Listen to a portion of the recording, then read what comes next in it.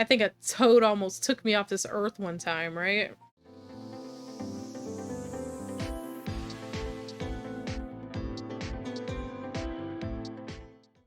So my dog before Pep, I had a Jack Russell.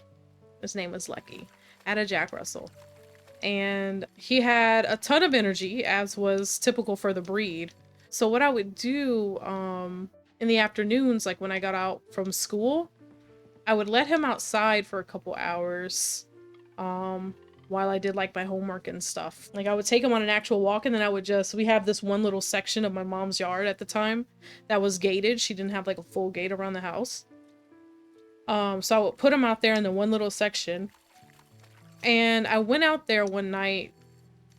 Well, it was almost time for me to go out there and get him. And I hear him just barking. And normally he barks at like anything that rolls past. He wasn't a fan of like wheels, like bicycles and stuff.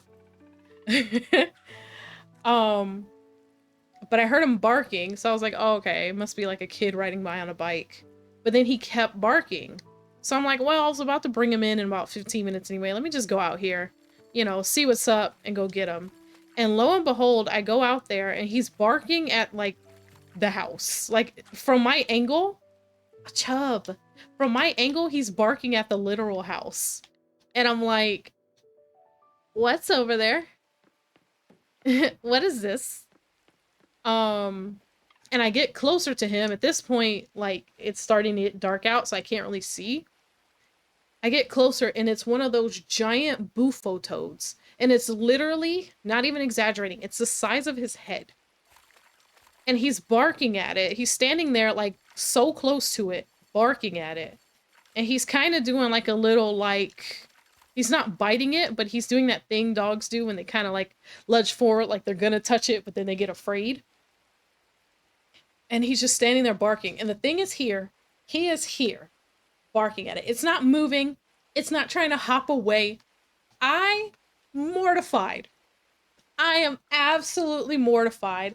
I am in tears instantly, calling him frantically like a crazy woman. I'm like, Lucky, come over here. Look. He's not listening, of course. He didn't care. He never listened to me when I called his name. Why would he listen now when I am in sheer panic? And I'm like, this is the time that I have to choose. I have to choose to either save my dog or save myself. Like, this is where my head was. Mind you, the frog is literally sitting here. It's literally sitting there, minding its business. And I am in tears, frantically screaming at my dog, like, just step over here. He wouldn't move. And so needless to say, I had to make a decision at some point. I knew nobody else was going to come grab my dog for me. So I'm like, well, it's either I leave him out here with the frog and hope he doesn't bite it and die, or I have to grab my dog. So I ran as fast as humanly possible for me and snatched him, like yoked him, like he was mid-bark and was like, Urgh. You know, like yoked him and just ran. I didn't look back. I didn't see if the frog hopped or not. I'm glad I didn't, because I probably would have fell if I did. And I just ran in the house and I was like, this is his area now.